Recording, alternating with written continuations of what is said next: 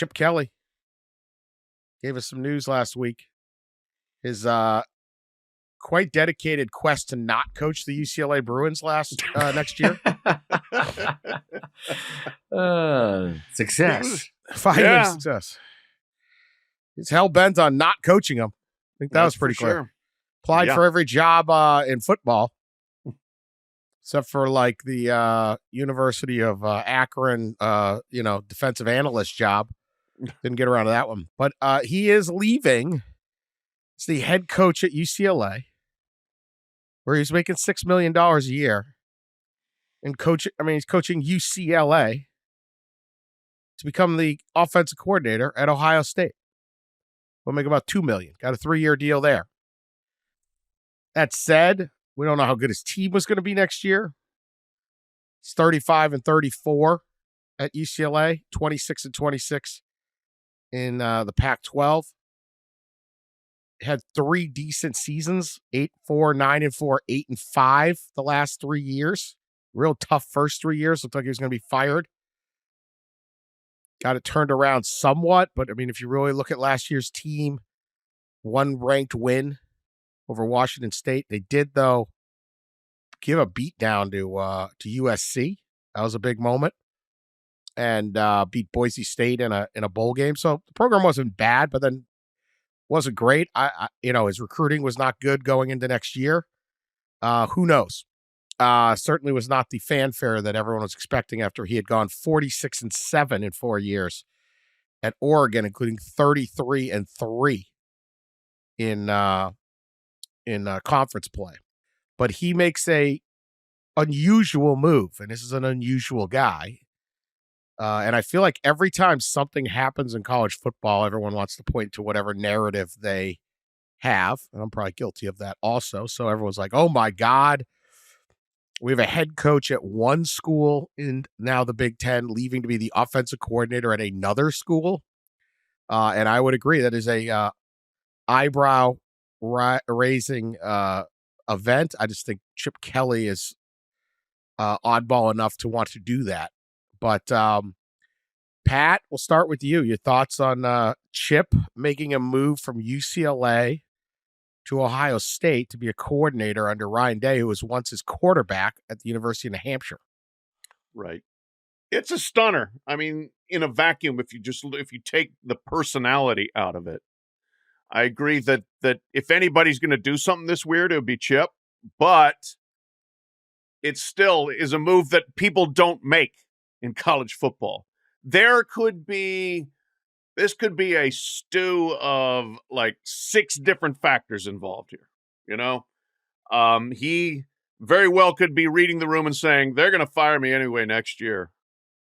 He saved his job twice. In 2 different years, he saved his job by beating USC when he was very much on the hot seat. And he would go into the season on the hot seat as well. He may say, you know what, I'm tired of just trying to stay one step ahead. He may be looking at it and say, you know what? Yeah, we're not very well funded for NIL. I can't get people on board on that, and we're going to fall behind. He may say, my God, UCLA, we're going to the Big Ten. We're going to get our ass kicked. The travel's going to be brutal, et cetera, et cetera. And then it could also be just Chip Kelly moves to a different beat, different drummer than anybody else. And I want to go coach ball someplace with the best players, which you darn near going to have at Ohio State this next year.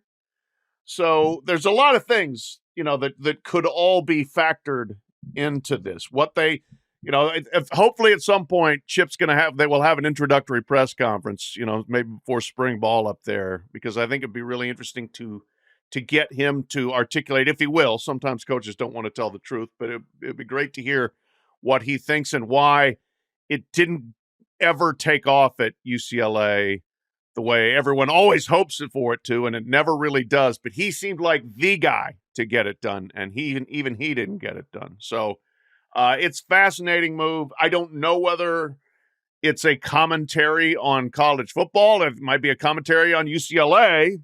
Might be a commentary on Chip. I don't know whether it's a commentary beyond that. Yeah, I think Pat hit on most of the points there of why he would have left. It is a stunning move, and I don't know that we've ever seen it. I think Gary Anderson was the one that maybe did something similar, left a Power 5 head coaching job for an assistant job. I believe he's the only one in the last 20 to 30 years that I can remember. So it was stunning, but when you look at some of the issues that Pat mentioned, it makes a lot of sense, right? He was going, UCLA probably isn't as prepared to go into the Big Ten as Chip and others would like, from a roster perspective, in an NIL perspective, in the budget in general, and then you look at all the things that are going on off the field in college athletics, including NIL, in the roster management, all that stuff, and you wonder if, as Pat mentioned, a coach just wants to coach, right? Just wants to do the X's and O's again and coach players hands on. Because if you're a head coach right now, especially at the major college level, guess what? You're probably not doing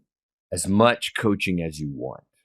You're probably more of a CEO, and it's funny because Chip goes to a place where the head coach, Ryan Day, is taking a step back from coaching.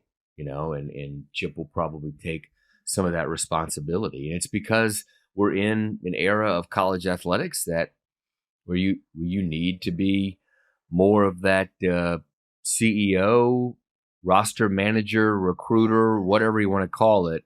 And then we're about to evolve college athletics into an even greater world of that.